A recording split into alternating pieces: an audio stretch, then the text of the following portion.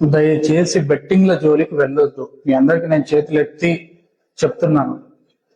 ఈరోజు ఇందాక నేను వర్క్ ముగించుకొని ఇందాక తిరుపతిలో నేను అన్నమయ్య సర్కిల్ దగ్గరికి వచ్చి నిలబడినప్పుడు సిగ్నల్లో ఒక 2-3 వెహికల్స్ దాటి ఒక డెలివరీ పర్సన్ బైక్ లో నిలబడి ఉన్నాడు. Swiggy delivery person. ఆయన మొబైల్లో ఏం చేస్తున్నాడంటే బెట్టింగ్ ఆడుతున్నాడు. ఏదో సమ్ యాప్ లో బెట్టింగ్ వేశాడు. ఆ సిగ్నల్ టైం అయిపోయేటప్పటికి డబ్బేమో పోగొట్టుకున్నాడు అని చెప్పి బండిని కొడుతున్నాడు, తల పట్టుకుంటున్నాడు, ఇవన్నీ చేస్తున్నాడు. అది చూసి నాకు లిటరల్లీ చాలా బాధ వేసింది.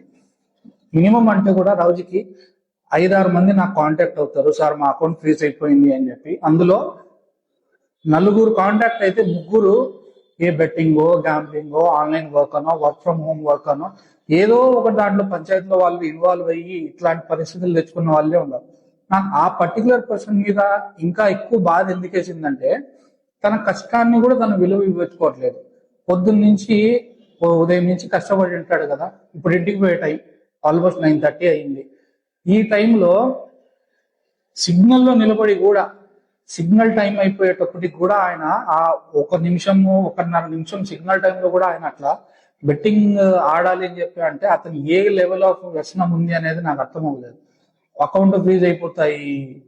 ఆయన పిల్లం బిడ్డలు ఉంటారు కదా, ఆయన కష్టాన్ని ఆయనే విలువించుకోవట్లేదే అని చెప్పి నాకు బాధ వేసింది. రేపు పొద్దున అకౌంట్ ఫ్రీజ్ అయిపోయినప్పుడు నా దగ్గర కాదు, ఎవరో ఒకరి దగ్గరికి, లాయర్ల దగ్గరికి, అడ్వకేట్ల దగ్గరికి వెళ్తారు, సార్ మా అకౌంట్ ఫ్రీజ్ అయిపోయింది అది ఇది అని చెప్పి. అనవసరంగా సైబర్ క్రైమ్ కేసెస్ ఎక్కడెక్కడి నుంచో రిజిస్టర్ అయిపోతాయి కేసెస్ అవి. అక్కడికి వెళ్ళి ఆ ప్రాబ్లమ్ సాల్వ్ అవ్వదు. లక్షల్లో ఆడుతారు వీళ్ళు ఒక్కొక్కరు బెట్టింగ్లు. ఎందుకు ఇట్లా చేసుకుంటున్నారో నాకు అర్థం అవ్వట్లేదు. కాబట్టి నేను దయచేసి మీ అందరికి రిక్వెస్ట్ చేస్తున్నాను. నేను ఎస్పెషల్లీ గిగ్ వర్కర్స్ ఎవరైతే ఉన్నారో వాళ్ళందరికీ దయచేసి ఈ వీడియో మీ సర్కిల్లో ఉంటే ఎవరికైనా మీరు షేర్ చేయండి. దయచేసి ఇలాంటి పనులు చేయొద్దు. మీ కష్టాన్ని మీరు విలువించుకోకపోతే ఎవరైనా కూడా మీ కష్టానికి ఎందుకు విలువిస్తారు? మీ కష్టాన్ని ముందు మీరు విలువ ఇవ్వడం నేర్చుకోండి. మళ్ళీ ఒకసారి చెప్తున్నాను, దయచేసి బెట్టింగ్ జోలికి వెళ్ళొద్దు.